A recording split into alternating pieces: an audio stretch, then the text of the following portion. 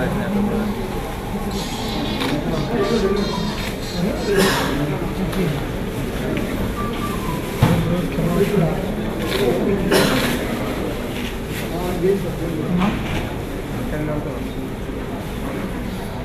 కూడా ఇవ్వాలంటే నా జనంలో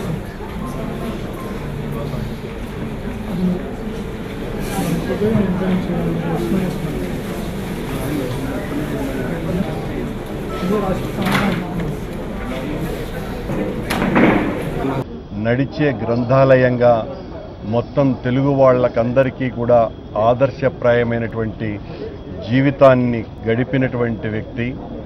ఆయన తెలుగు నుడికారం, తెలుగు మమకారం, పాటకు అలంకారం, మాటకు శ్రీకారం.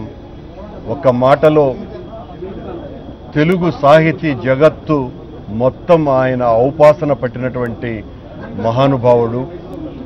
శ్రీనారాయణ రెడ్డి గారు లేనటువంటి లోటు సాక్షాత్తు సరస్వతీదేవే విలపించేటువంటి సమయం. అంతటి మహానుభావుణ్ణి కోల్పోవటం కారణంగా వ్యక్తిగా నాకు చాలా సన్నిహితులు. నేను తిరుమల తిరుపతి దేవస్థాన అధ్యక్షునిగా ఉన్న కాలంలో జరిపినటువంటి సారస్వత సమావేశాలకు ఆ 4 సంవత్సరాలలో 3 సంవత్సరాలు ముఖ్య అతిథిగా విచ్చేసి ప్రభుత్వం కాకుండా వ్యక్తి జరుపుతున్నటువంటి ఈ సాహితీ సంబరాలలో పాల్గొవటం చాలా సంతోషించదగ్గ విషయమని నన్ను మనస్ఫూర్తిగా ఆశీర్వదించి దీవించినటువంటి వ్యక్తి.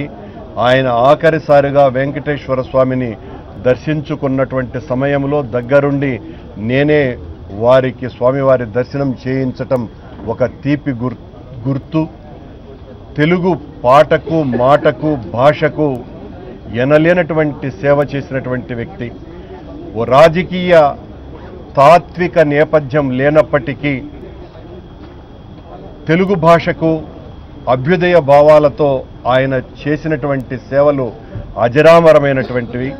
చిన్నతనము నుంచి ఒకవైపున మహాకవి శ్రీశ్రీ గారిను, మరోవైపున మరో మహాకవి శ్రీనారాయణ రెడ్డి గారి లాంటి సాహిత్యం చదివి మేము సాహిత్యం పట్ల అభినివేశాన్ని ఏర్పరచుకొని భాష పట్ల మమకారాన్ని, భాష పట్ల గౌరవాన్ని, తెలుగు బ్రతకాలని కోరుకునేటువంటి ఆ సమూహాలలో సభ్యులుగా ఉండటానికి మాకందరికీ కూడా చోదక శక్తిగా నిలిచినటువంటి మహానుభావుడైనటువంటి శ్రీనారాయణ రెడ్డి గారి మరణం మొత్తం తెలుగు పదానికే తీరని లోటుగా భావిస్తూ వారి కుటుంబానికి మా ప్రగాఢమైనటువంటి సంతాపాన్ని తెలియజేస్తున్నాం.